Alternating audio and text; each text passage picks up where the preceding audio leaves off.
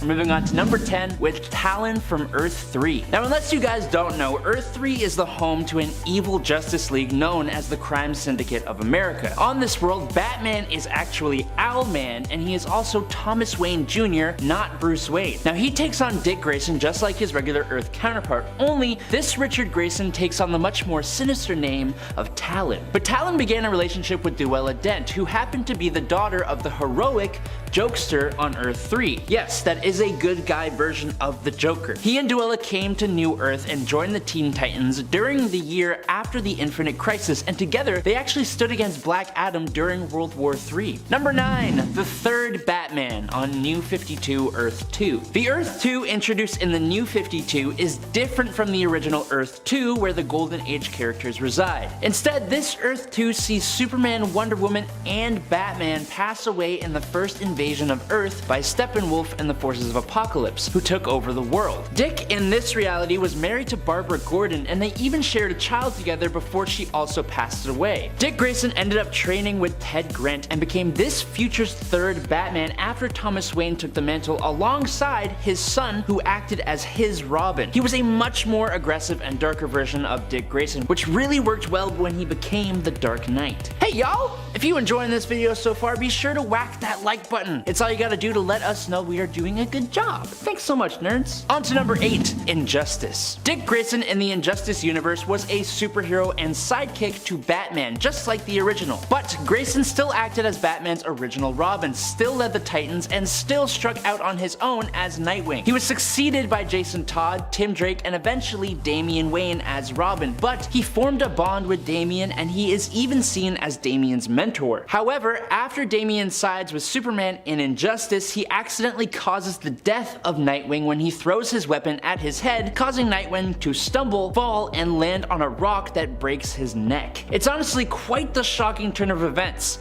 Now eventually Dick became the successor to Boston Brand as the second Deadman, giving him the ability to fight again from beyond the grave with the powers of flight, intangibility, invisibility, and possession. Number 7. DCEU Cyborg. Played excellently by Ray Fisher, the movie version of Cyborg seen in Justice League initially refused to join the team, though after his father was captured, he voluntarily pitches in and he successfully saves his father from the hands of Steppenwolf. When Superman returned, his offensive system kicked in and he attacked Superman, which triggered the Man of Steel to fight the Justice League, which was a really cool moment. Cyborg also played a super important role in the final act, where he began to separate the mother boxes that had formed the Unity. And of course, with the help of Superman, he succeeded, since no one in this universe can do anything without Henry Cavill, apparently. Thankfully, Cyborg has a substantially larger role in Zack Snyder's massive Justice League director's cut, which delves deeper into his backstory and his strained relationship with his father. I kind of hope we get to see Ray Fisher reprise the role at some point. Number 6. Flashpoint Cyborg. When Barry Allen Flash goes back in time to try and save his mom, he royally messes up the timeline, pretty much changing the whole DC universe. In this newly created timeline called Flashpoint, Cyborg is America's greatest hero in place of Superman, based out of Detroit. When the Amazons and the Atlanteans go to war with each other, Cyborg tries to gather a group of Earth's superhumans to help stop the conflict that has already ravaged half of Europe. But thanks to Thomas Wayne, this timeline's Batman, refusing to join up, nobody else wanted to join his group either. But then superstar Barry Allen shows up and convinces Wayne otherwise, and the three set off to gather together an army and save the day. Number 5. Superwoman. While Superwoman is technically an alternate version of Wonder Woman, originally she was actually the Lois Lane from Earth 3, who on this world was seemingly an Amazon, as she wielded the lasso of submission instead of truth, which is capable of forcing others to do her bidding and forcing them to love her. But this Superwoman had abilities that were more like a Kryptonian's. She was capable of not only everything Wonder Woman could do, but she could fire beams of red-hot energy from her eyes, and she could fly. She created an incredibly toxic love triangle between Ultraman and Owlman of the Crime Syndicate of America, and even had a child with Owlman, but promised to Ultraman that it was his. This was also while she was having another affair with Alexander Luthor. Damn girl, keep him pretty busy, huh? Yikes. Number 4. Raven from the Last 52 Multiverse. The Batman who laughs comes from the Dark Multiverse, which is the flip side of the regular multiverse, composed of worlds where nightmares become real. All the worst case scenarios actually came to be on these worlds. During the final battle between the Batman who laughs and Wonder Woman, Laughs summons different heroes turned villains from across the Dark Multiverse to help him, and among the various characters is a version of the Teen Titans led by a version of Raven who gave in to her father Trigon, who corrupted both her and her Titans into twisted, powerful versions of themselves. Raven herself becomes a red-skinned, armor-clad demon. She actually looks kind of awesome, but she is undeniably evil and ultimately quite terrifying. Number 3.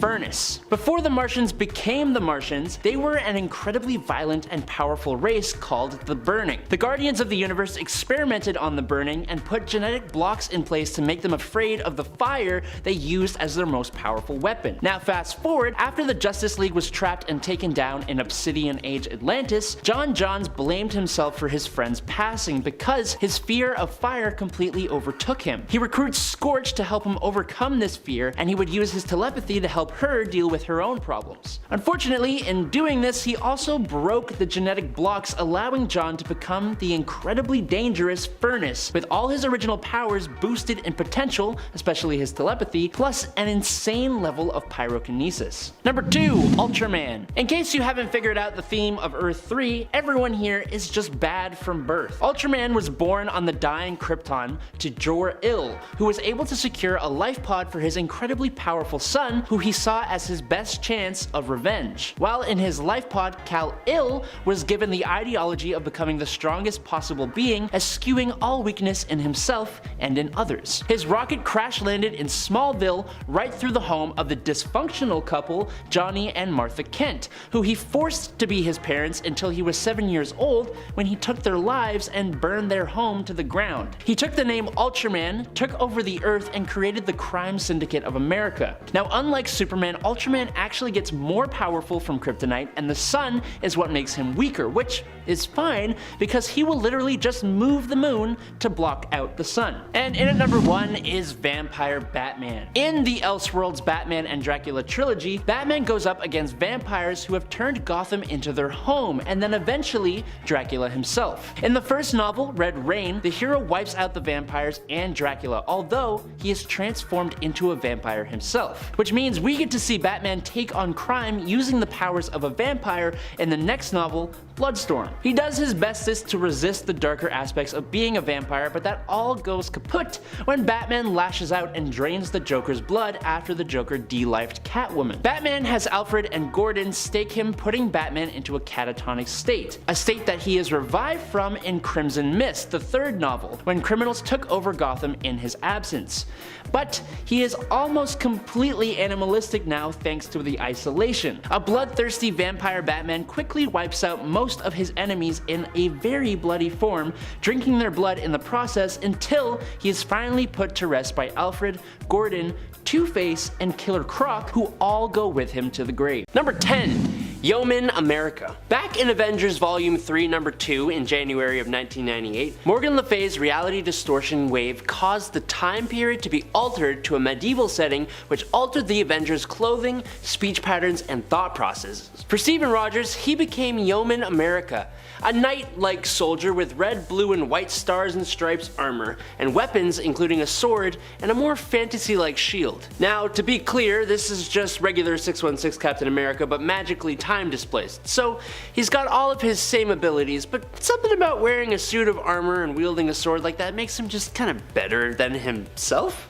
In my opinion, I don't know. Number 9. Hydra Cap. While this version of Captain America did appear largely in the 616 reality, he's actually technically from an alternate timeline created by a Hydra brainwashed Cubic who used her reality warping powers to make Captain America his ideal self. Since she was being influenced by Hydra, his ideal self was a Captain America who grew up being made loyal to Hydra. This Cap would eventually supplant the real Captain America of 616 and would organize the second superhuman civil war, as well as Chitauri invasions on the Earth. He got promoted to director of S.H.I.E.L.D. and influenced the legalization of the S.H.I.E.L.D. Act, which gave S.H.I.E.L.D. way more authority. He used this new power power to basically organize a Hydra takeover of America, with Steve becoming the Hydra Supreme and bringing on the Secret Empire event. He was defeated by the proper version of Captain America, brought back by Kubrick, but this Steve manipulated his way into an extremely high position of power, banishing mutants, imprisoning Inhumans,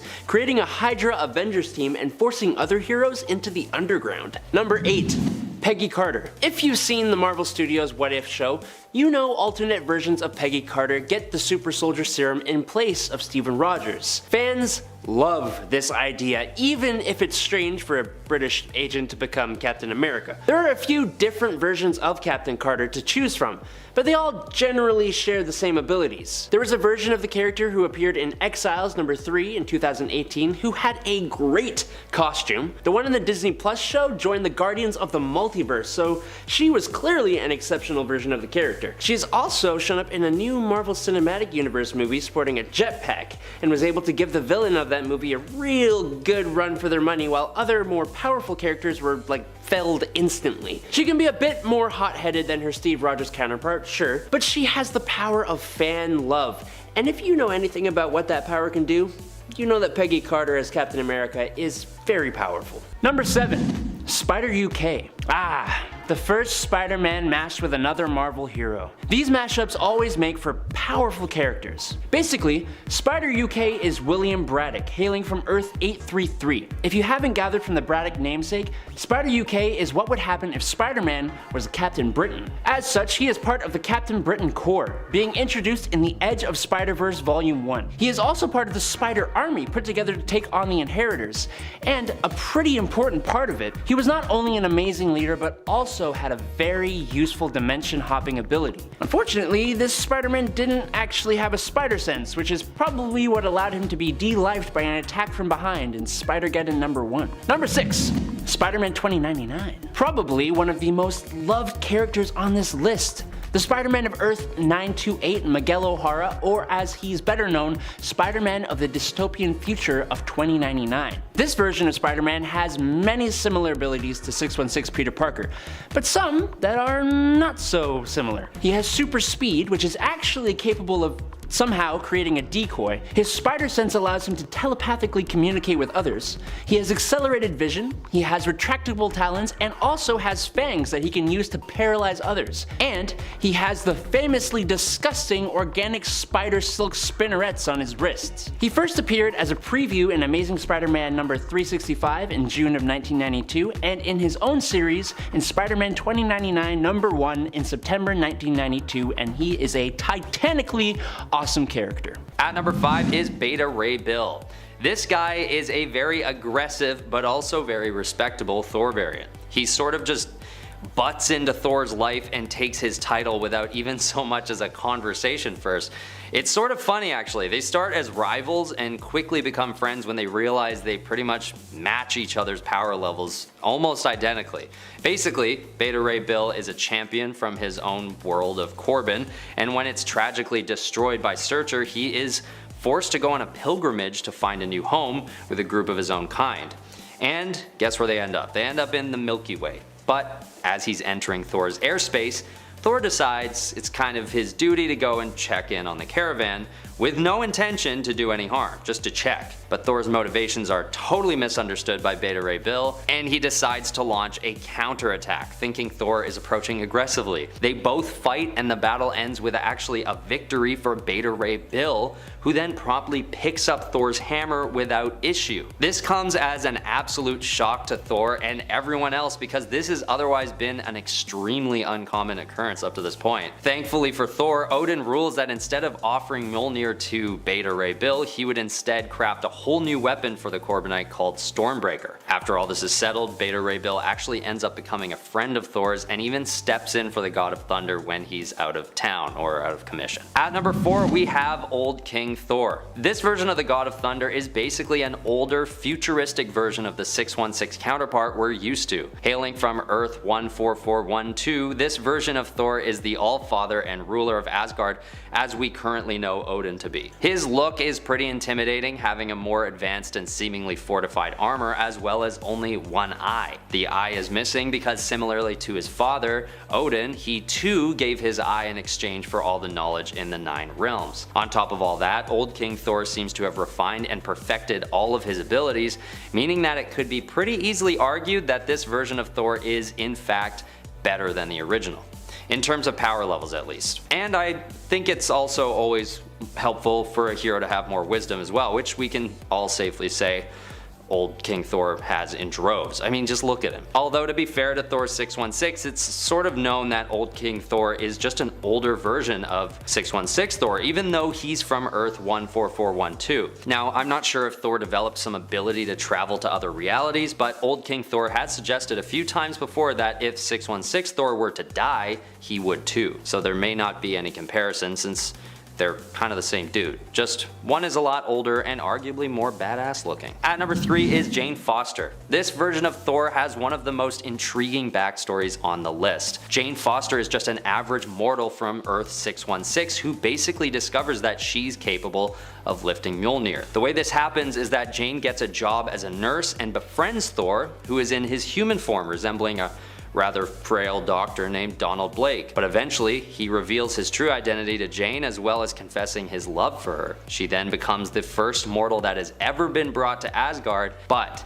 when she's endowed with Asgardian powers, she becomes overwhelmed by the responsibilities, and so Odin deems her not ready for the task, sending her back to Earth and wiping her memory. But once again, years down the line, she reunites with Donald Blake, aka Thor, and they fall in love once again, but only after a pretty rocky reunion. She's then tragically diagnosed with cancer, the illness that killed her mother when she was only 9 years old. And fast forwarding a bit, Thor is battling on Earth's moon when he realizes that he has lost his ability to wield Mjolnir, and when the hammer begins to call to Jane, she soon learns that she is meant to become the new Thor. The hammer seeks her out telepathically and she travels to find it on the moon. When she successfully lifts it, she transforms into a powerful goddess. Well, she transforms into Thor, and her health immediately increases, as well as her physical appearance. She then goes on to be a really powerful and impressive version of Thor, and even sacrifices herself at one point for Asgard, but is revived by Odin for her heroism. This is just such a cool and satisfying story of a Thor finding her way, starting as a mortal and becoming one of the most powerful gods in the cosmos. And despite all the bad hands dealt to her by life too. At number 2, we've got Thor-El, which you can maybe guess is basically a combination of Superman and Thor. One interesting thing about this guy off the bat is that he's blue. This is because when the two characters merge, Superman is in his blue energy form, and this merge that I mentioned is referring to the Ultimate Access crossover from the 90s. During this series, Marvel and DC laid down their feud to give fans a really interesting look into a world where Marvel and DC characters have both merged. And what a great combination to see merged into one, Superman and Thor. This is almost an unfair marriage of abilities, which makes probably one of the most powerful Thors on this list, actually arguably the most powerful, that is, if the number 1 spot on the list wasn't a thing. I know his accolades might not be the most extensive given the extremely short run of the character. In fact, he only really exists for about half an issue, but I really don't think the character should be written off due to his brevity. This list is about the value of a character in relation to the original Thor we're used to, and just adding Superman to an already powerful and extremely impressive hero, there's no question that this one has a leg up on Thor 616. At number 1, we've got Old Phoenix King Thor, or King Phoenix God of Fire. And if you're already pretty sure what this variant is all about, you're probably right, because the name is pretty self-explanatory. He's Old King Thor, having been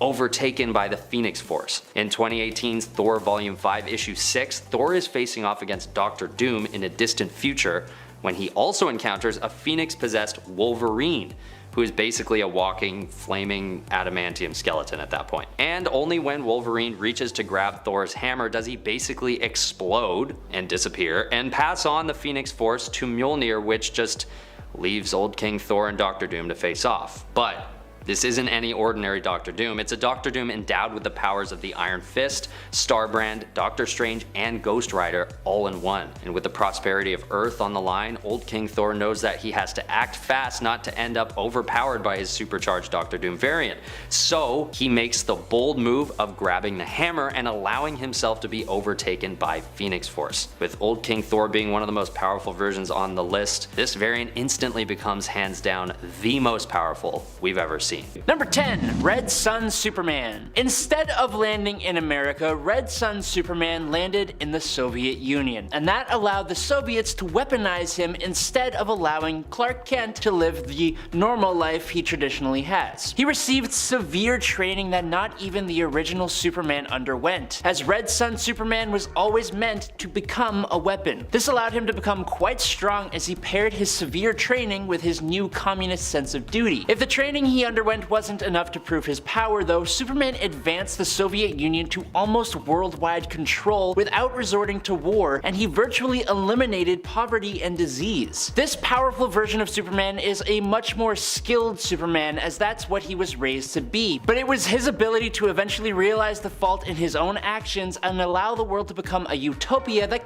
kind of puts him a cut above. I don't want to give much of this story away, but if you haven't read it, man, the ending, it'll just kind of knock your socks off. You should definitely read it. Number 9. Ultraman. Who would have thought that a Superman who is just a giant man baby would be one of the more powerful versions of the character? Anyone who has read the Crime Syndicate or Forever Evil stories would probably know this. Ultraman is the Superman of Earth 3, where strength and power are held above everything else. Because of this, the moral ideals that normally hold back Superman are completely gone for Ultraman. Like all evil Superman, he does not hold back at all. But unlike most other Supermen, Ultraman's relationship with Kryptonite is quite different. Instead of weakening the Kryptonian, Kryptonite gives him a crazy significant boost to his power when he crushes it up and inhales it. It's actually kind of terrifying, to be completely honest. Fortunately though, for the heroes of the world, he is depowered by the sun, which caused him to move the moon to block it out when he and the Crime Syndicate of America invaded the Prime DC continuity. Number 8. Calvin Ellis. Instead of Kal-El landing on a farm in Kansas, a black Kryptonian named Calvin Ellis was sent to Earth to escape his planet's destruction. Nevertheless, he didn't grow up trying to fit into society, as he instead became very ambitious. What do I mean? Well, Calvin Ellis worked hard enough to eventually become the President of the United States, giving him a position that allowed him to better protect his world both politically and physically. He still carried his role of Superman and even became a multiversal hero when he teamed up with the other versions of the character during the Infinite Frontier era. Kind of like Red Sun Superman, Calvin Ellis gained political power as well as his own incredible abilities, not to mention that he reprogrammed the alien intelligence Brainiac to help him in his duties. He's also a talented boxer, so there's that. Number 7. Witch-marked Wonder Woman. Years ago, a 12-year-old Diana Prince came upon a ritual being performed at a crossroads in Themyscira to the goddess of magic and witches, Hecate, by her followers. Diana gets grabbed by the followers and Hecate brands her with a witch mark, and she vowed to Hippolyta that one day she would return to use her witch mark to take over the world. Once things start popping off in the 2018 Witching Hour crossover, Earth's magic is beginning to disappear and Hecate is obviously to blame. Hecate activates her witch mark, 5 women who have been branded, including Diana. The witch marked power Diana possesses could rip the world apart and tear holes in reality. It's honestly very insane, and it only gets crazier as she gains the power of the other witch marked. Now I glossed over quite a bit for the sake of time, so I suggest you read the story. Number 6. Dawnbreaker. Now this is like a mix of evil Green Lantern and evil Bruce Wayne. Technically it's just Bruce Wayne, but after the passing of his parents that fateful night, the young Bruce Wayne comes into possession of a Green Lantern ring. We have seen Bruce Wayne wield a Green Lantern ring before, but this is the dark multiverse. Bruce has an unbelievably strong will, and using his powerful will, he is able to override the programming of of the Lantern Ring, allowing him to use it to take lives. He creates monstrously terrifying green-like constructs and uses them to not just ruthlessly battle criminals, but anyone who stands in his way, including James Gordon, other Green Lanterns, and the Guardians of the Universe. Number 5. Robin on regular Earth 2. Now, this Earth 2 is the one where all the Golden Age heroes of DC Comics are situated. In the Golden Age timeline, his history is the same as the original because technically, he is the original. Right? Where things change is what would have been when he reached adulthood. In the diverging timeline of Earth 2, Dick Grayson actually remains the only Robin for his whole career. He grows up keeping the title and actually goes to school to become a lawyer. He takes up the Batman mantle once and comes into conflict with the Joker, but that makes him retire from the Batman name and he continues on performing as the senior partner of the new dynamic duo, which consisted of himself as Robin and Bruce Wayne's daughter Helena as Huntress. And the two took part in the Battle of the Crisis on Infinite Earths, where they unfortunately passed away. Number 4. Nightwing from the New Order. In the year 2028, all-out war between heroes and villains had broke out in the streets of Metropolis. There was countless deaths and destruction caused by the conflict for days, but after Batman passed away in the conflict, Nightwing activated a device in the war-torn streets of Metropolis that shut off or dampened the superpowers of most of the world, believing it was the best cause of action to save humanity from the dangers of superpowered population. Now after this, Dick began a relationship with Starfire from the Teen Titans, and together they had a son named Jake. As time went on, Starfire progressively fell out of love with Dick and resented his cause. One day, after Dick had chosen to lead the New Crusaders division to hunt metahumans, Starfire left Dick without saying a word, forcing him to raise their son alone in Wayne Manor. It turns out Jake is actually a metahuman with superpowers, and Nightwing now has to go against everything he previously stood for to save his son from the world that he actually created. Number 3. Injustice Cyborg. In this timeline, just like most of the other heroes, Cyborg had a very similar life to his main Earth counterpart. That is, up until Superman went bonkers. Once Superman established his regime, Cyborg kind of became Superman's Boy Scout. He was very dedicated to Superman, which is not what I would have expected, honestly. He was Superman's guy in the chair and helped him out quite a bit. Honestly, Cyborg was kind of really lame in this story. He gets defeated and incapacitated a lot. The best one though was when Batman revealed there had been a virus that he implanted in Cyborg when they first met, and just had it in his back pocket for whenever he would need it. Number 2. Murder Machine. Yes, there is a Batman Cyborg hybrid who is part of the Batman Who Laughs Dark Knights, and yes, he is terrifyingly awesome. Murder Machine first appears in Dark Days the Casting in the Dark Multiverse Earth -44. On this world, this evil Batman Cyborg comes about after the passing of Alfred Pennyworth in the Batcave by a group of Batman's villains. As Bruce Wayne's father figure and closest friend, Bruce took this loss hard and he blamed himself. He asked Cyborg to make an Alfred Cyborg AI called Alfred Protocol in order to help Bruce like Alfred used to do when he was alive. Unfortunately, like most AI in fiction, it went mad with its directive of protecting Batman. It spread like a virus, took down all the villains, then all the heroes, and even took over Batman's body since it didn't believe that Batman could protect himself well enough. And Batman just didn't want to be separated from Alfred, so he was kinda cool with it too. And in at number 1 is Grid. As with a lot of these alternate Justice League variants, we gotta turn to Earth 3 for at least one. After the Cyborg of Earth 3 gained his abilities, he realized that he could monitor all superhuman beings, but he didn't want to invade their privacy directly. So instead, he let secondary subsystems within his software do the privacy invading itself. He called this the Grid. Unfortunately though, this Grid managed to grow and learn from hackers and viruses throughout the world, so that it grew into a neural network that then developed into full consciousness with some help from Atomica, who used it against the Justice League and brought it with her to the Crime Syndicate of America. Grid now used Cyborg's parts and body to give itself its own body. Essentially, it took over the body of Cyborg, gaining all of his powers but with none of his humanity. It's very, very, very scary. Number 10. Multiple Man Venom. In the Old Man Logan story, we get a very awesome, if not short-lived look at the Tyrannosaurus Rex that was host to the Venom symbiote. Now, while that is an awesome idea, we learn nothing further about this Venom variant until Old Man Hawkeye, the prequel. In this story, we see a Venom who bonds to the Madrox gang, who have kind of separated from James Madrox. After Venom bonded to the Madrox, they now use their power to duplicate themselves into an army of Venoms, vowing to track down Hawkeye, who had stuck the other Madrox members with plenty of arrows. An army of Venoms chasing you across the country would be terrifying. Luckily, with the help of his friends, Hawkeye is able to trick the symbiote into reducing its number to chase him into the forest, where he bonds with said T-Rex. And now we've come full circle. Number 9.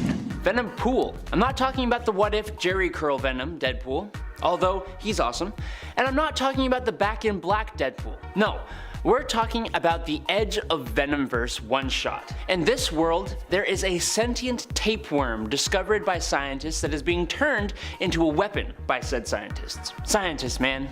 They never learn. Deadpool stumbles upon a lab where these tapeworms have taken over the bodies of the scientists here, and they begin to attack Deadpool. Now, lucky for him, there's just a Venom symbiote in a jar, and he breaks and bonds with it, and uses it to absolutely annihilate the tapeworms. He honestly ends up looking really cool, much more armored and alien looking than he did before, which I think there are a lot of allusions to the movie Alien in this comic, but I digress. Venom Pool basically goes around battling these tapeworms, helping delivering mothers and making balloon tapeworm animals for their kids. And he's killing it, until he's snatched away by Captain America Venom, taking him to join the Venomverse team. Number 8. Kingpin Venom. In the alternate Earth TRN-421, we pick up in the year 2061, and Wilson Fisk, the Kingpin, has ended the mortal existence of Eddie Brock and taken the Venom symbiote as his own, bonding into this monstrous, massive, fat guy Venom, which is really intimidating already. But what we learn is that Kingpin has modified the symbiote to be able to travel through technology, kind of like how the ultimate version of Iron Man can, but way quicker, way cooler, and way more terrifying. King Venompin, as I'm gonna call him, can basically travel through electricity and the internet. He is seen controlling cars, helicopters, and even electronic billboards, all to pursue Peter Parker's Spider-Man, who has to literally run away because he cannot take on this guy. In the end, Peter had to flee into the woods, where King Venom followed. This part of the fight didn't last very long though, with Peter using the fire from a torch to detach the symbiote from Kingpin, saving the day rather annoyingly. This guy is definitely way too cool to be defeated, but you know, whatever. At number 7 is Thor Herald of Galactus. This one doesn't need much explanation for those who already know the role of the Herald of Galactus, but basically Galactus is this enormous cosmic being that has an insatiable hunger for planets.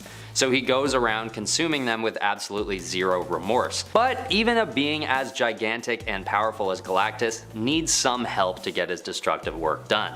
So he always has someone called a Herald that helps guide him through the cosmos and find the next planets for him to consume. In exchange, the Heralds are granted ownership over the power cosmic, which basically gives them a fraction of Galactus' power, which even a fraction is a ton if you know Galactus. With the power cosmic, the Herald is then able to travel at immeasurable speeds through the cosmos and harness almost limitless power in order to fulfill their duties. And at one point, Thor is chosen as the next Herald. His costume changes to something much darker and even cooler in some ways, and also if you imagine Thor's powers paired with the effects of the aforementioned power cosmic, then you can also imagine why this variant deserved a spot on this list in terms of power as well. At number 6 is Iron Hammer. This is such a cool variant because he answers the question, what would happen if Thor and Iron Man combined their abilities into one hero? When Gamora manipulates the souls of the Marvel Universe and mixes them all together, she ends up creating a whole new world called Warp World. Sounds kind of fun, doesn't it? Sounds like the name of a crappy small town arcade, and we all know those are always the best ones. But it is far from that. It's actually a universe where every soul is combined with another within the Marvel Universe. This event basically creates a mixture of Thor and Iron Man, aka Stark Odinson, son of Howard Odin. Riveting bit of writing right there. Basically, this variant ends up with a pretty cool new look as well as a brand new set of capabilities that basically combine Iron Man's wit and intelligence with Thor's supreme godlike power. I mean, even if this was just Iron Man wielding Mjolnir, it would be cool enough, but part of Thor is still in there somewhere, which makes it even more insane to imagine how powerful this variant could be. Number 5. The Spider of Earth 15. There are a lot of characters who go by the Spider. But specifically, I'm talking about the one that's bonded with the Carnage symbiote who comes from Earth 15. The Spider of Earth 15 is a much more sadistic, sociopathic, red-headed version of Peter Parker, which is proven by the fact that he has been sentenced to a total of 67 life sentences in prison for the crimes he has committed. To make him just a bit more lovable, he has a sense of humor very much like that of Deadpool. The Spider was introduced in Exiles number 12 and was a big part of the reality-conquering Weapons X team featured in it, being a sometimes leader of that team. As a Carnage-bonded sociopath, he was pretty powerful, but he was nonetheless sent to the afterlife by a blast from Firestar in Exiles number 44. Number 4. Poison. From one symbiote to another. Every time that pesky Venom symbiote would try to merge with Peter Parker, he would only get halfway before Peter could repel him. Now, what happens if Peter Parker is defeated by Venom, who completely bonds with him? In the What If Spider-Man The Other story, after Peter is defeated by Morlun and cocoons himself under Brooklyn Bridge, he is offered the chance to be resurrected by the Spider-God. But instead of allowing this, he refuses and is ejected from his cocoon non-resurrected. Cut to Venom, who, being Spider-Man's crazy ex-girlfriend, senses what is happening and completely ditches his current host. He intercepts Peter's body and after months of struggling, fully bonds to Peter. Now, Peter has all the fully realized powers that come with being a symbiote, but he actually has stingers that are capable of piercing the skin of Luke Cage, which is pretty insane. Number 3. Spider-Hulk. The second Spider amalgam here. Spider-Man of the Immortal Hulk with Great Power story is granted the alter ego of the Hulk after Loki magically transferred the Gamma power to him. So it's Spider-Man's relative spider powers mixed with an unstoppable green monstrosity with the temperament of a toddler. It's actually really cool. Eventually, the power of the Hulk is switched back to Banner with the help of the Fantastic Four and Banner's own genius. It's a short little story that seems almost self-contained, but it's an insanely cool one, and a Spider-Hulk would be an incredibly powerful character if he were to show up again and had more time to hone his abilities and temper tantrums. Number 2. Ghost Spider. The last Spider-Man mashup with other heroes, but nonetheless possibly one of the most powerful potential mashups. Also, in my opinion, the coolest looking one. Also, it appears that Uncle Ben leaving this plane of existence is actually a really good thing. See, on Earth 11638, Ben never loses his life to a mugger, and he helps train Peter with his powers and helping him form Parker Industries. Peter and Uncle Ben end up building a machine that allows Peter to lure alternate versions of Spider-Man to this reality where he absorbs their powers to increase his own. That kind of took a dark turn, didn't it? But when he tried to do this to the apparently most powerful Spider-Man from Earth 616, he is de-lifed and his soul is sent to hell, where, with the assistance of the Infernal Hulk, he is fused with the spirit of vengeance, becoming the Ghost Spider. If you know anything about Ghost Rider, you know how actually insanely powerful he is, even going toe-to-toe with Galactus at one point. So yeah, this Spider-Man / Ghost Rider guy is potentially extremely powerful. Number 1. Cosmic Spider-Man. There was a point in time when Peter Parker of Earth 616 absorbed the Enigma Force and became the most powerful version of Spider-Man we have ever seen, even capable of punching the Hulk into orbit. In the mainline continuity, he doesn't have it for very long. But on Earth 13, he kept the powers and became the hero Captain Universe. So, this Peter Parker has all the usual Spider-Man powers, but also now has cosmic awareness where he can sense things on a subatomic level and from crazy distances.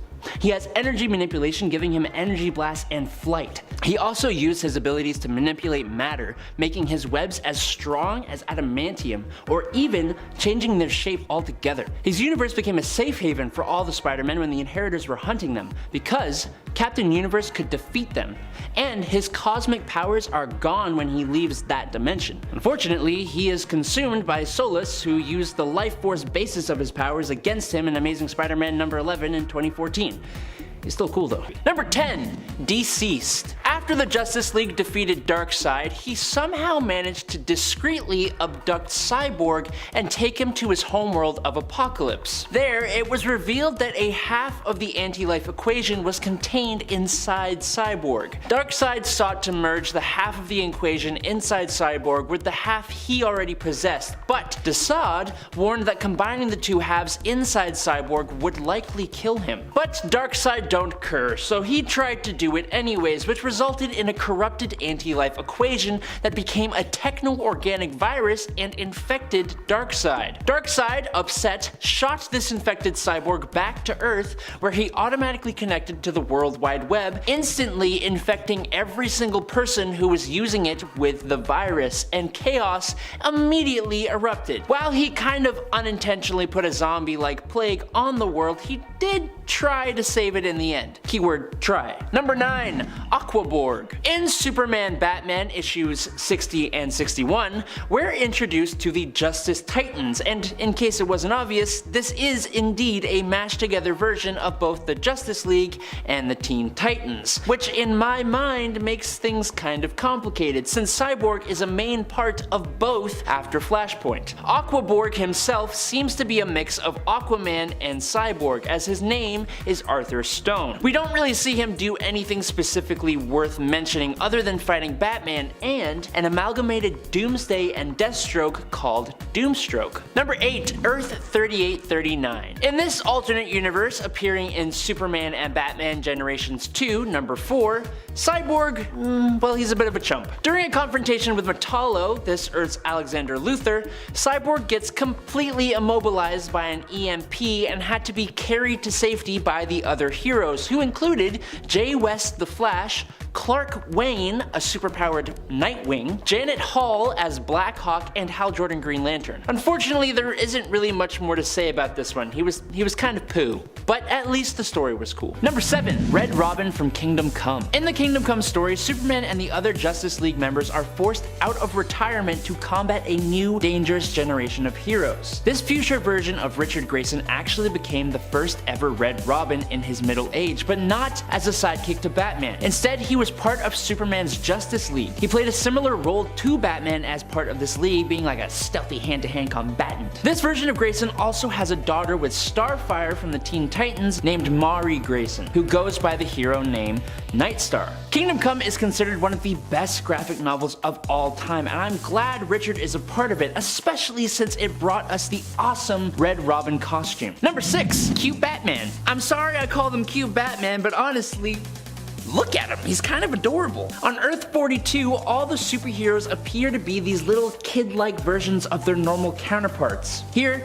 Dick Grayson has gone on to take up the Batman mantle after this world's Bruce Wayne was killed by a villain from an alternate reality called Super Doom. Now, Dick acquired the Multiversity Guidebook, which detailed DC's current 52 universes, and using it, he teamed up with various Batman and helped to bring the heroes of the multiverse together. All the little heroes of this world eventually discovered they were actually androids under the control of the Empty Hand in order to spy on the House of Heroes. Still adorable though. Just saying. Number 5. All-Star Superman. All-Star Superman is actually a 12-issue series that sets itself apart from the rest of the DC universe by sort of being a standalone story. At the beginning of the tale, Superman saves an exploration mission to the sun that was sabotaged by Lex Luthor. But because of his overexposure to the yellow sun, he ends up developing new abilities such as the power to harness his bioelectric aura and pushing his normal abilities to unimaginable levels. But it wasn't just his powers that got a boost. His intellect, creativity, imagination, and curiosity also got boosted up to the point that he started getting new skills and trying out new experiments, even some that would allow a successor for himself to be created. That's important because while his abilities and mental acuity had been boosted up and he even became immune to green kryptonite, the overexposure to the sun also meant that he was starting to slowly pass away as his cells became overloaded, causing this story to get really damn emotional. Number 4. Strange Visitor Superman. Okay, before we start,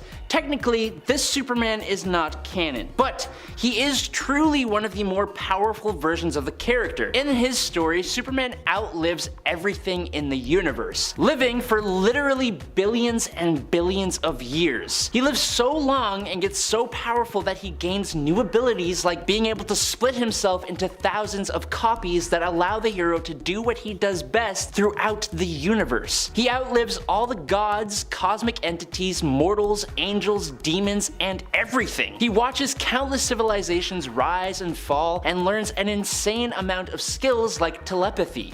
He absorbs ridiculous amounts of energy, learns magic and strange sciences through all his copies, and then reabsorbs them at the end of everything. He can fly faster than the entropic waves of the end of the universe and can even manipulate the fabric of reality through sheer strength. Number 3. Quantum Superman. Alan Atom is Captain Atom, or the Quantic Superman of Earth 4. He's basically a fusion of Dr. Manhattan and Superman.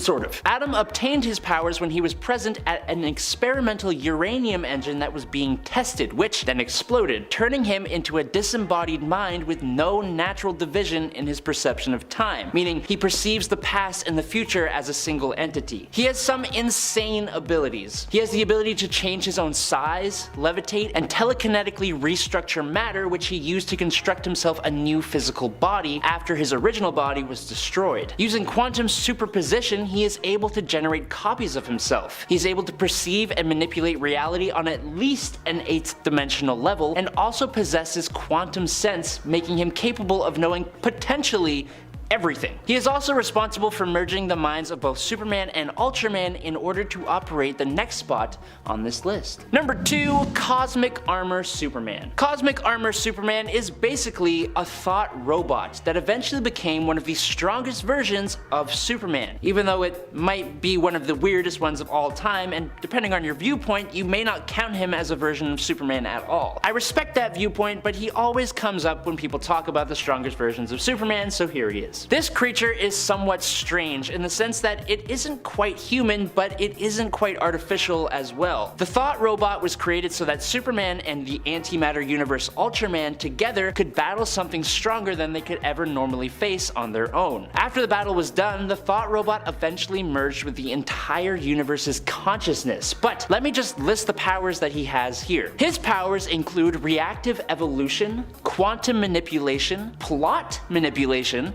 energy manipulation, reality warping, space and time manipulation, immortality, matter manipulation, fourth wall awareness, and a bunch of powers that we can't even imagine. And number 1, Superman Prime. Superman Prime, or Superman 1 Million, debuted during the DC 1 Million event. This version of Superman stuck around Earth till the end of the 21st century, but after all of those he grew to love passed away, he handed off the Superman mantle to his successor and then went off into space from the 22nd century all the way to the 700th century. He gained godlike abilities and could even bestow his power on others, which he did when he returned to Earth and his descendants. But this guy also spent 15,000 years inside the sun and was drenched in its yellow radiation to become an even stronger version than he already was. He essentially became a god in his own right due to the fact that his exposure to the sun for thousands of years allowed him to increase his powers exponentially. Superman Prime became faster and stronger than any of his other versions, and his powers were increased to unthinkable levels. At number 10, we have Johnny Quick of Earth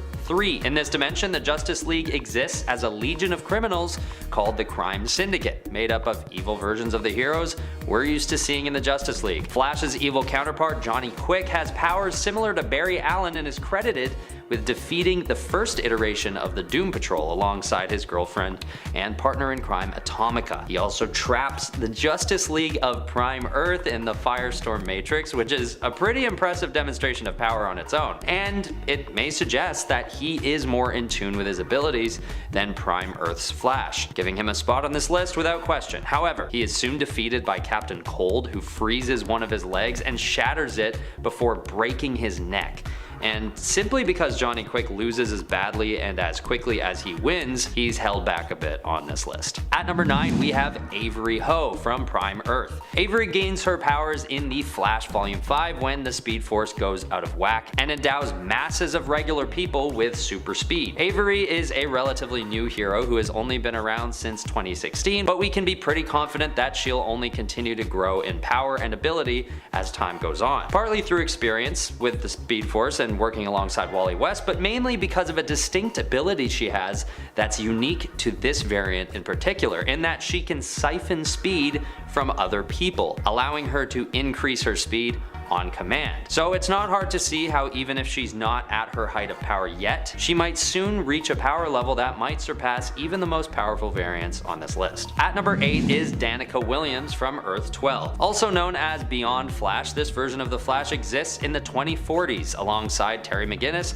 aka Batman Beyond. Danica is known to be one of the most powerful versions of the Flash, having the ability to communicate with past iterations of the Flash like Jay Garrick and Wally West. This helps her develop as a hero and gain enough foresight that she can avoid making some of the tougher mistakes that she would have made had she been all on her own. It also proves to be the case that variants from the future usually have some kind of advantage to their present day counterparts due to experience and futuristic technology. Personally, I just think there's something special about Earth 12 because Batman Beyond is also a really powerful Batman variant and he comes from Earth 12 as well. And Danica Williams rubs shoulders with him quite often, matching his power and intellect most of the time. At number 7 we have Bart Allen, aka Kid Flash, FKA Impulse. Hailing from New Earth, this teenage speedster is credited with being able to go faster than the speed of light, and those who understand the laws of physics would know how much of a game changer this is for Bart. It effectively gives him the power to transcend the laws of relativity. His abilities are so impressive partly due to the fact that Bart originally exists in the 30th century before coming back to the present, and being as young as he is, he hasn't yet shown the full potential of his impressive speed. But once he matures into adulthood, we may end up witnessing the most powerful speedster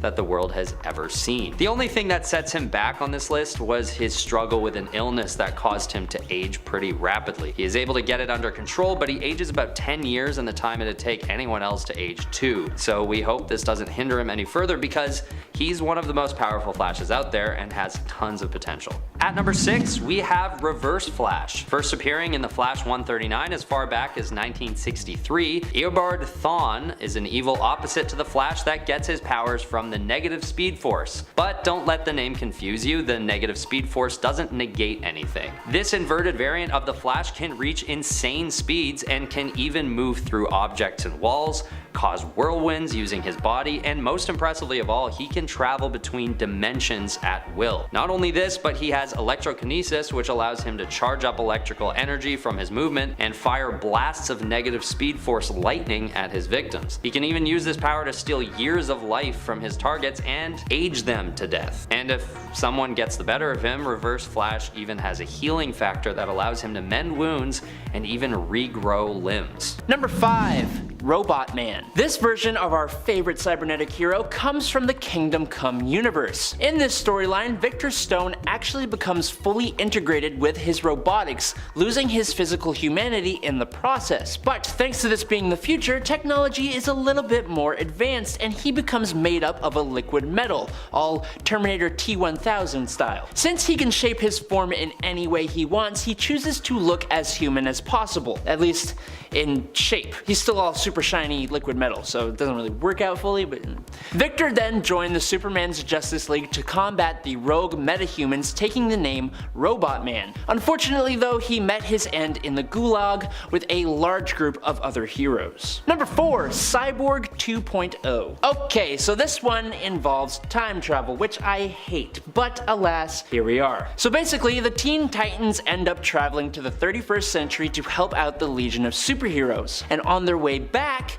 they end up 10 years in their future, and they encounter an alternate timeline version of themselves who have become a fascist crime-fighting force. The Titans came back and vowed to never become that future, so they split up to avoid it. Only that is the exact thing that caused this future to occur in the first place. Victor was one of the first to turn to the dark side, and he created the Titans East, and also caused the Phantom Limbs to appear. He also had this really cool slimmed down look. It was kind of awesome, but he was evil, so you can't really take a side. Sorry. Number 3. Superman. Some of you may not know, but the original Nightwing was actually a hero of Krypton. It's where the name originated, and Superman telling this story to a young Dick Grayson is what inspired him to take on the name Nightwing. But did you know Superman himself took the name? And even before Dick Grayson did it, Yes, Superman Kal-El has been Nightwing twice in fact. In pre-Crisis, he was the first ever to be called Nightwing in 1963. Now, at this time he actually had no powers and he took on the name, while Jimmy Olsen took on the counterpart to this, the first Flamebird. The second time, Superman donned the Nightwing identity on a reformed Krypton in the post-Crisis world alongside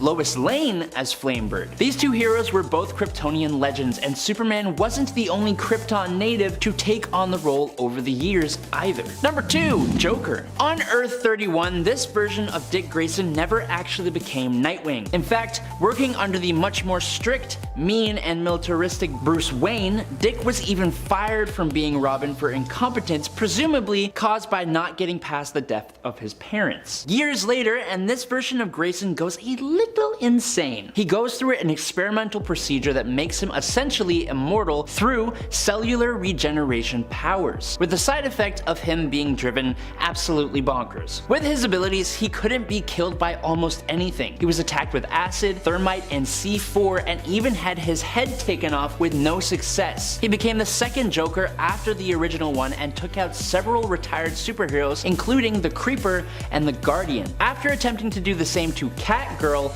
Batman finally took him down by throwing him into lava and extinguishing all of his cells simultaneously at once. May not be the most beloved Frank Miller story, but it's certainly, an interesting version of Joker.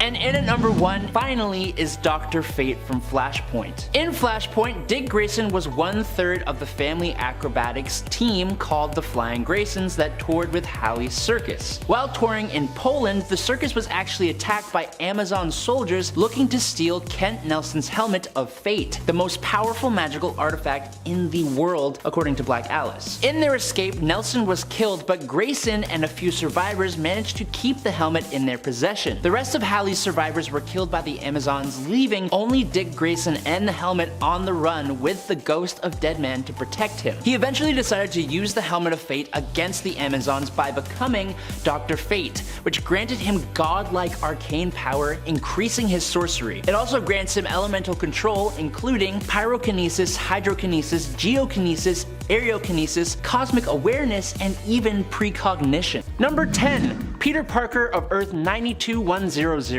You'd think the addition of extra arms for a Spider-Man would be an added benefit. When it happened to Peter in the 616 universe, he panicked and got rid of it with the DNA of Morbius. Understandably. But on Earth 92100, Morbius did not live long enough to help Peter, being eaten by sharks of all things. And since no one else could, Peter kinda had to just deal with it. Turns out, during a fight with Doc Ock, after Peter embraced his extra appendages, they actually give him a distinct advantage. They actually grant him much more strength and agility, and using them, he is even able to save Gwen Stacy from her demise. Unfortunately, they don't really protect him from the Inheritors. Spider Limbs here sacrifices himself to save Spider-Man 2099 and Lady Spider in Spider-Man 2099 Volume 2 Number 6 in 2014. Number 9. Spider Assassin. Do you know how effective Spider-Man would actually be if he was a little less moral but still a crime fighter?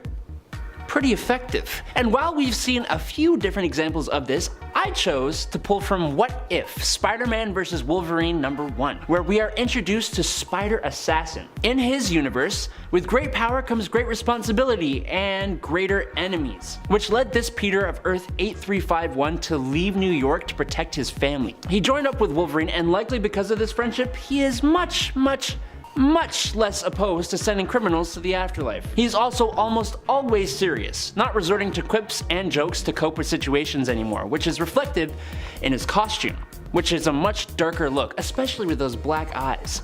I really dig it. His web shooters have also been shown to shoot black webs in some panels, and they also include firearms. He is an effective addition to the Spider Army when it was formed, and an extremely effective Spider-Man indeed. Number 8. Spider-Man. Alright, yeah.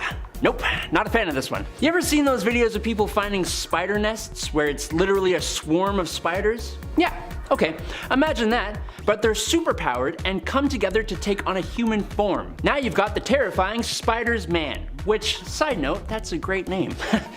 In Spider-Geddon number 3 of 2018, we are introduced to a colony of radioactively powered spiders who consumed a high school boy by the name of Peter Parker when he fell into their enclosure at Horizon Labs. After consuming Peter, the spiders gained a sort of hive mind in Peter's image and began fighting crime in Cruel York of Earth 11580. Other than his usual Spider-Man powers and the benefits of being a swarm of spiders, the colony is also able to poison its victims with a bite, or, if they're hungry for power, devour them whole. And it's incredibly hard to actually de-life this guy, as even a single spider being alive means technically Spider's man is also still alive and can multiply to rebuild itself. Number 7. MCU Captain America. I find it hard to be able to put most of the MCU iterations of characters into a list of most powerful versions of themselves. The MCU tends to depower a lot of their characters, which I suppose is understandable from like a storytelling perspective. But when this version of Cap wields Mjolnir and smacks around Thanos for a little while, nearly beating him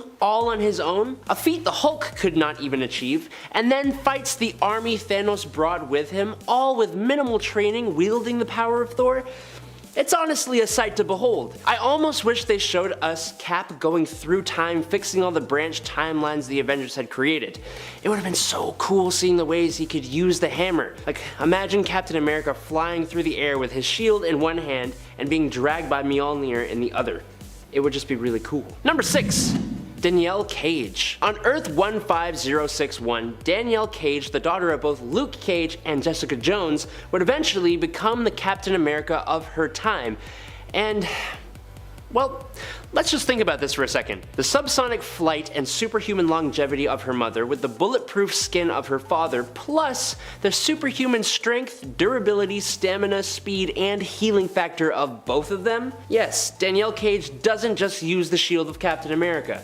She is the shield. She arguably does not even need her shield, which is a controllable drone replica of the original. Unfortunately, we don't get to see much of this version of Danielle Cage, but we know Danielle is a force to be reckoned with, and as such, she is a Captain America who deserves to be on this list. Number 5. Venom 2099. The Earth of Spider-Man 2099 is pretty awesome. Cyberpunk themes, President Doom, a seriously flawed Miguel O'Hara as Spider-Man with that awesome suit. It shouldn't be any surprise that the Venom of 2099 is just as awesome and pretty terrifying. The Venom symbiote in this world has been around for a long time. Like, long enough even to have evolved to have new abilities. Really cool stuff like acid blood and spit. This version of the symbiote bonded itself to Kron Stone, the son of Tyler Stone and the elder half-brother of Miguel O'Hara. It's kinda confusing. The symbiote first appears when it tries to de-life Tyler in the hospital, and that is when Spider-Man intervenes. The fight goes on for a long time, like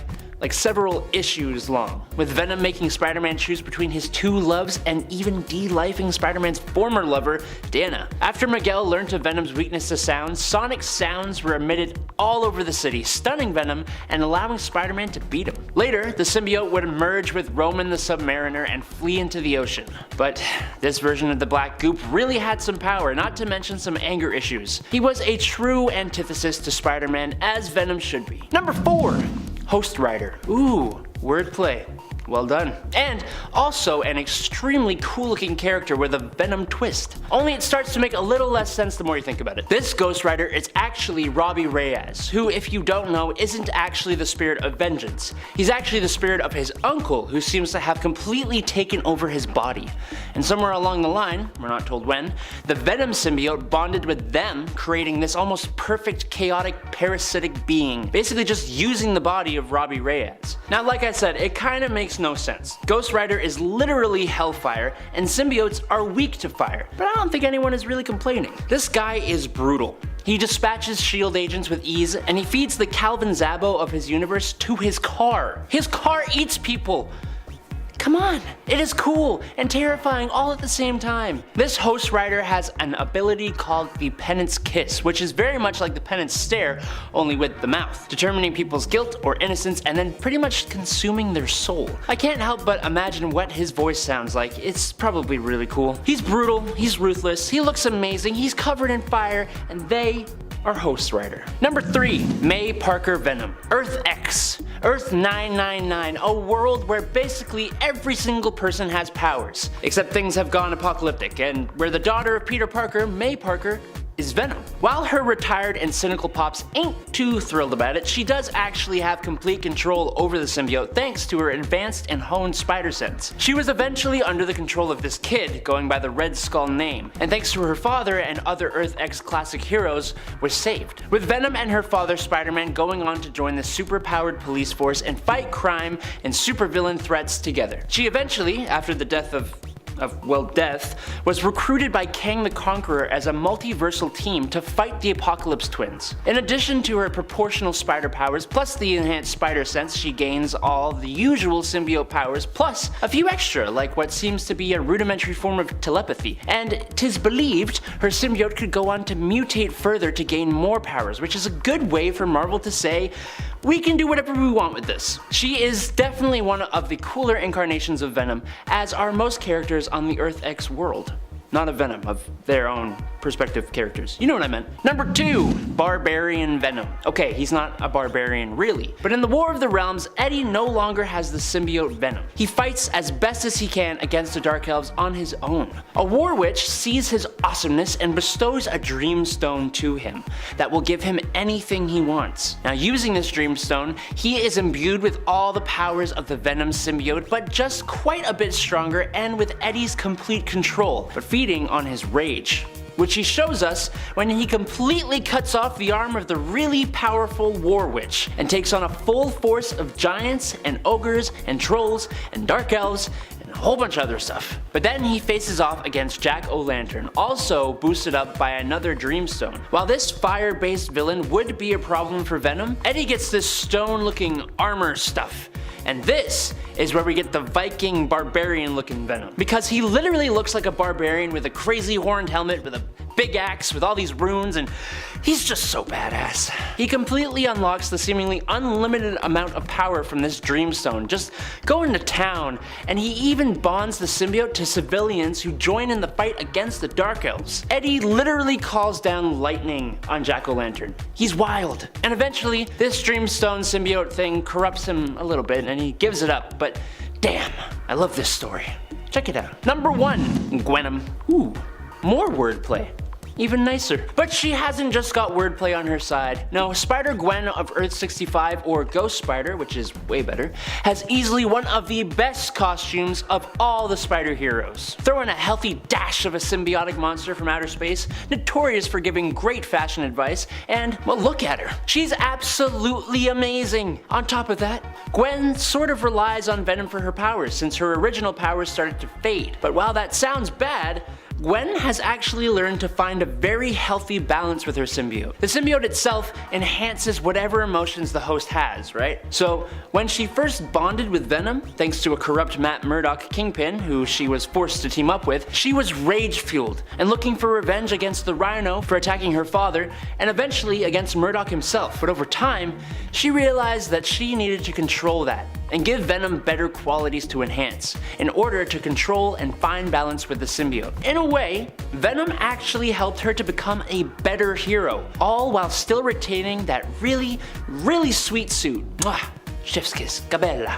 Number 10, Mazaz. On Earth 3, things are kind of backwards. Power and strength reign supreme, and those who are superheroes and villains in the Prime Universe are supervillains and heroes respectively in Earth 3. Alexander Luthor, for example, was the most powerful superhero on Earth, going by the name Mazaz, which is Shazam backwards. Now, he's technically a good guy, but his power is what I find truly terrifying. Mazaz has the ability to absorb the powers of any superpowered being that he took the life of through his lightning. Using this, he gained all the powers of Bizarro, including invulnerability, self-sustenance, Arctic vision, flame breath, and kryptonite immunity. He got the powers of the Firestorm Matrix from Deathstorm, which are too many to list, the Speed Force abilities from Johnny Quick, and the powers of Hawkwing. While the characters he fought were arguably worse than him, no one from Earth 3 is really good, and he is absolutely terrifying when he is powered up of course. Number 9. Bump in the Night. For starters, DC's House of Horror is basically a collection of short stories featuring different characters. They are all equally interesting and horror themed. The Possession of Billy Batson and Last Laugh stories are particularly interesting, but for today's video, I think I want to talk about the very first one. Bump in the Night. This short story follows Martha Kent on the night Kal-El arrives on Earth. Jonathan Kent has gone out to explore what exactly caused a big bang and a trail of smoke on the Kent's farm, but he isn't coming back. As Martha worries about where her husband has gone to, she goes back inside the house, but Martha starts hearing bumping and thumping coming from upstairs in the house. Suddenly, a demonic humanoid child crashes through the ceiling and begins attacking her. She tries to run to the barn, but fiery beams of energy fire from the creature, blowing up the barn. She takes refuge in her truck only for the creature to land on the hood, shrieking. It throws the truck across the yard and Martha gets out wounded only for the truck to explode. The creature flies away with the symbol of an S emblazoned on his chest. If you are looking for comic book content, this is the place to find it, so hit us with a subscribe to stay inundated with tons of videos about all your favorite heroes.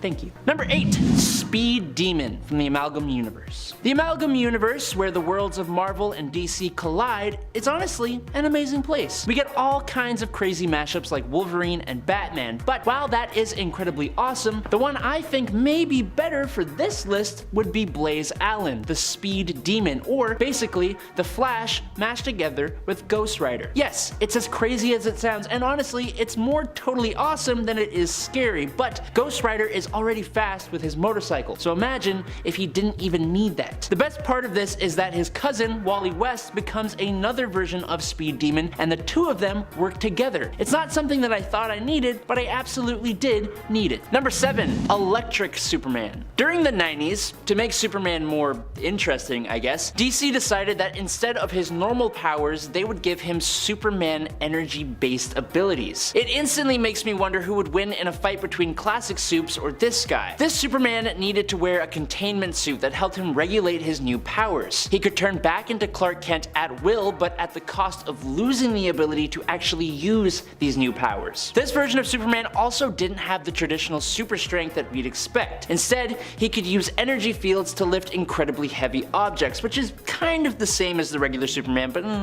but wait, there's also more. He could also split his body into two so that he could perform different tasks. He could teleport, manipulate energy, he had molecular control, and even more. But then, just as a little bit of icing on the cake, he's also immune to kryptonite attacks and red solar energy, which is a big boon for any alternate Superman. Number 6. Val-Zod. Val-Zod is sort of like the third Superman of Earth 2. He was also saved from Krypton's destruction, and after the passing of Kal-El during an invasion of Darkseid, it seemed that Kal came back stronger and unimpeded by morals, now serving Darkseid under the name Brutal. Turns out though that this was actually just a clone created by Darkseid, and he was eventually defeated by Val-Zod. That's probably largely to do with the fact that Val here is a man who values intelligence over strength. He has a wealth of knowledge gained through years of Kryptonian study and is possibly smarter than all humans. Val-Zod is stronger because he knows how to use the energy fields that are powered by the yellow sun. In that regard, he was powerful enough to defeat Brutal, who was said to be stronger than the original Superman himself. At number 5 is Savitar from the Arrowverse. In the DCEU, Savitar is a futuristic version of Barry Allen who is jaded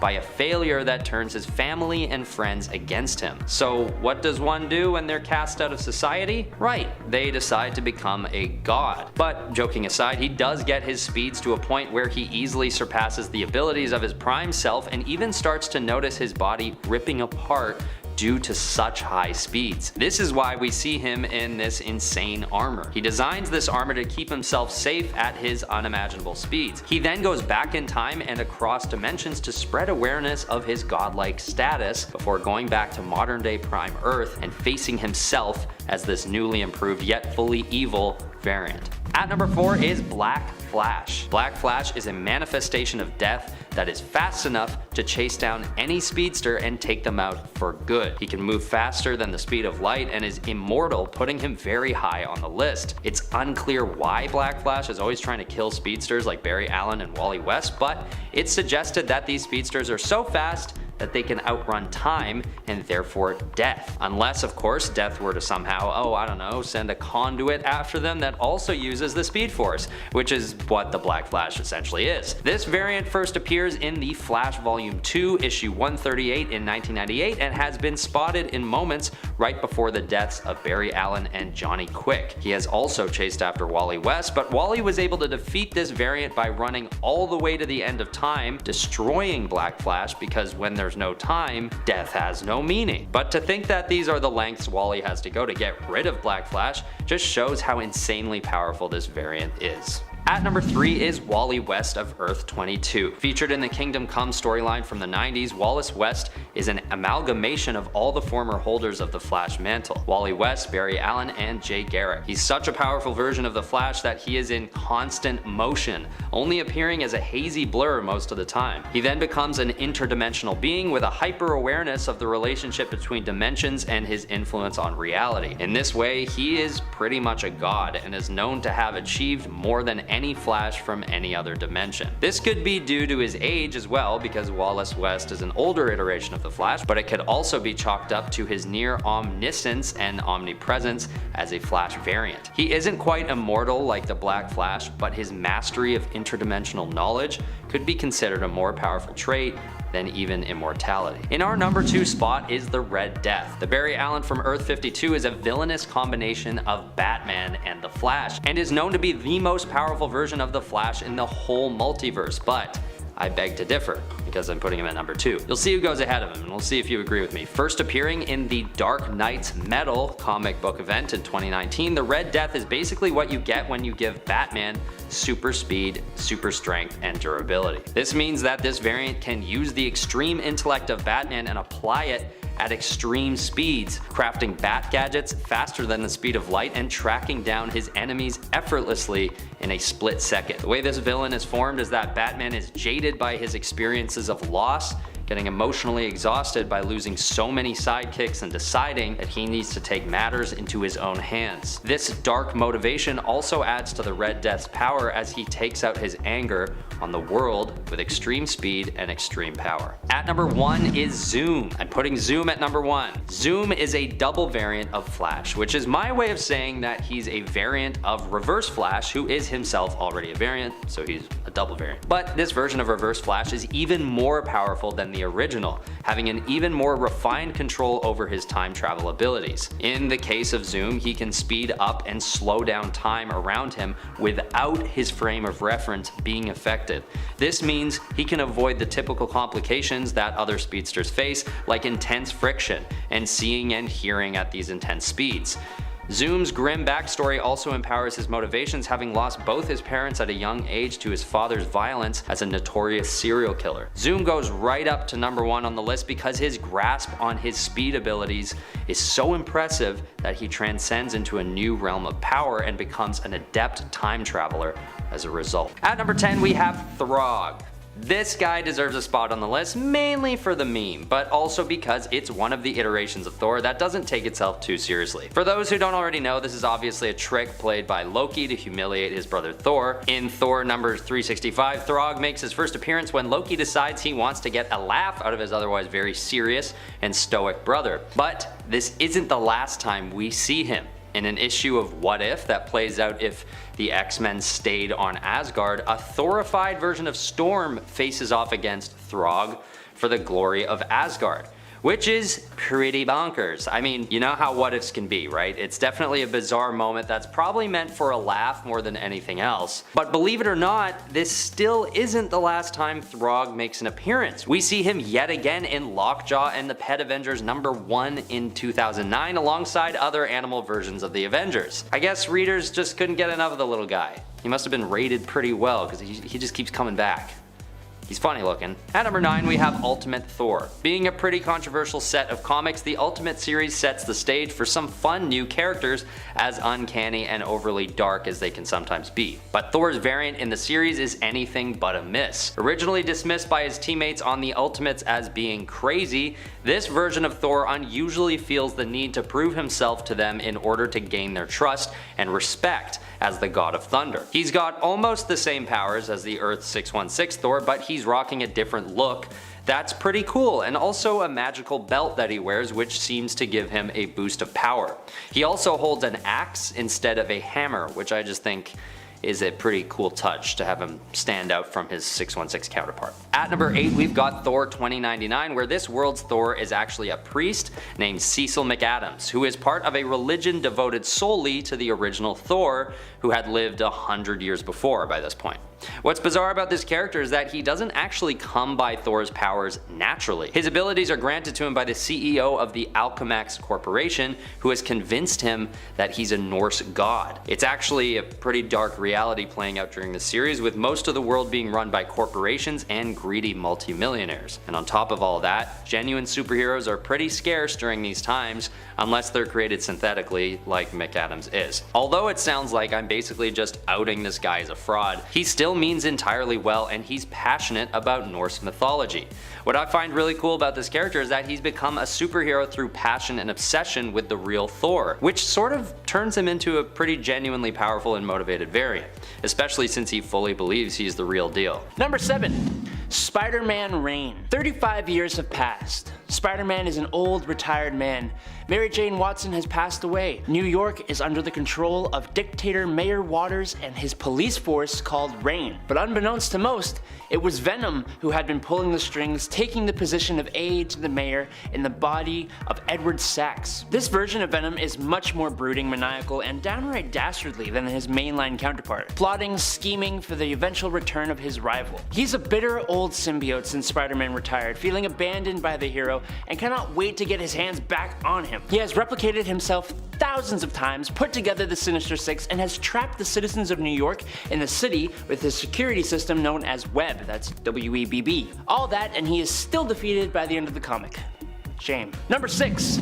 Agent Venom. Flash Thompson, the bully to Peter Parker and unknowingly his high school #1 fan. After he goes off to the army and loses both of his legs, he joins up with a secret government program, Project Rebirth 2.0, that sees him bond with the Venom symbiote to become Agent Venom, a symbiote super soldier who set off on his own as a hero, joining the Secret Avengers, the Guardians of the Galaxy, Thunderbolts, and fighting in lots and lots of stories before he lost the symbiote and eventually became Agent Anti-Venom. With the symbiote, Flash gets the superhero starter pack of powers, plus those awarded to hosts of symbiotes. So that's wall crawling, web generation, spider sense, plus invulnerability to spider sense, invisibility, symbiote tendrils, and shapeshifting, and hive mind, and all that extra good stuff. But being a soldier, he is also extremely adept with weapons. He's an awesome fan favorite character, just like the original Venom, giving him a whole ton of the power of popularity. Number 5. Earth X. If you haven't read Earth X, well, do it. But the basic premise is that in this alternate reality, the people of the Earth all begin to gain mutant abilities. And in the words of Syndrome from The Incredibles, and when everyone's super, no one will be. Captain America specifically was a bit more tragic in his story. For starters, he felt unworthy, as he had actually separated the Red Skull from his head using his shield in an act of vengeance, causing him to step down from the Avengers out of shame. But this likely led to all the Avengers except Vision being defeated by Absorbing Man. So this Cap was a faded version of what he could have been, but he still had all the same powers and abilities and still fought against what was wrong and stood for what was right. But it's when he passed on that he actually became more powerful. Cap turned into one of Mar-Vell's avenging hosts, which were basically angels in the realm of the dead. His wings enabled him to fly. He could change his shape, but usually looked like himself. He was able to travel between the dimensions of the land of the dead to paradise, and from paradise to the antimatter sun of the negative zone. On top of that, Cap could also awaken the latent memories of those in the realm of the dead with a single touch. He also wielded an extremely cool sword, but we don't know what its capabilities really are because he never used it. He is a much different Captain America with an extremely unique set of powers and abilities, but he's also one of the coolest. Number 4. Kiyoshi Morales. When a group of 5 Captain Americas from different realities are brought together, we're gonna look at 2 who have not been seen before. But the one I want to talk about here is Kiyoshi Morales. the great-grandnephew of Luke Cage, and he is the 25th century's Commander A. Kyoshi is a much more physically imposing character, standing at what looks like almost 7 feet tall, and he was definitely the biggest among the Captain Americas gathered by Toth Key in Captain America Corps No. 1 from 2011. Instead of a vibranium shield, Kyoshi's suit can generate energy shields on each arm, which resemble the normal Captain America vibranium shield. His suit is much more advanced as well, as you'd expect from the 25th century Captain America stand-in. For example, it features a neuro web, which allows him to tap into the wireless systems and stored information of the world. He had all the enhancements we'd expect, and he is just a super cool character who I really hope we get to see in the future. But for now, he is definitely my favorite of the members of the Captain America Corps. Number 3, Ultimate Universe. In the Ultimate Universe, it seems that Captain America's treatment with the Super Soldier Serum actually seemed to give him a bit more of an edge in terms of his powers. For example, while this universe's Hulk is a bit weaker than the 616 version, he is still incredibly strong. But this Captain America was able to go toe-to-toe for a few rounds against the Hulk, almost actually defeating him and eventually knocking him out, which is like 616 Cap could never do that. Ultimate Cap also seemed pretty capable of handling armies of guys all on his own. He was an extremely capable leader while also being a bit more than a little ruthless compared to his 616 counterpart, like when he was fighting against the Chitauri Herr Kleiser, his rival. He resorted to traumatizing Bruce Banner to get him to turn into the Hulk and then convincing him that Kleiser was getting it on with Betty Ross so that Hulk would pummel Kleiser into the concrete and then eat him. That kind of wholesome stuff. Nice. Number 2, Soldier Supreme. A cap-wielding Mjolnir? Cool. But how about a Cap with the mystical and magical powers of the Sorcerer Supreme? Well, we get that in Infinity Warps, when Gamora, wielding the Infinity Gauntlet, basically folds reality in half, merging characters with other characters. One of the two merged together, in case you didn't catch on, is Captain America Steve Rogers and the Sorcerer Supreme, Dr. Stephen Strange. The result would be Stephen, with a PH, Rogers, the Soldier Supreme. He fought in World War II against the German Hell Priest Dormammu Red, and would use his super enhancements and military training alongside his mystical and magical abilities. During World War II, he teamed up with his Howling Commandos of Hoggoth, including Dum Dum Fury and Bucky Wong. Later, in the modern era, after returning from banishment in the Negative Zone, he would team up with Iron Hammer, Arachnite, and Weapon Hex to battle against Devondra. Number 1, Super Soldier. Seems like when you take one character and smush them together with another character, you get a pretty OP new character, like Soldier Supreme, or Cap-wielding Mjolnir, or even Danielle Cage to a degree. But what if you took Captain America and you fused him together with one of the strongest characters in all of comic books? Well, in the Amalgam universe, where Marvel characters are mixed in with DC Comics characters, we got Super Soldier. And if you haven't guessed by now, this is Captain America mixed together with Superman. When Clark Kent volunteered for the Super Soldier program, he was injected with a Super Soldier Serum containing cellular kryptonite samples from an alien, while also being doused in solar radiation. The result was a power set unheard of for any other Captain America. Super strength over 1 million tons. Invulnerability to everything but Green K, as it's called. Superhuman stamina to the point of being completely tireless. He can fly at speeds of around Mach 10. He has superhuman speed at speeds of about 2,000 miles per second. He can hear and smell anything on Earth. He has a sonic scream that allows Clark to destroy someone's literal essence. No need to eat or sleep. He can heal instantly from most any injury due to his altered metabolism. Clark can create hurricane-level winds by blowing and can also chill his breath to project ice from his mouth. And he has extremely hot heat vision. I think yeah, that pretty much covers it, and I don't really need to say more. But you take all that and put it in the mind of an expert tactician and soldier, it's game over for you, buddy. Sorry.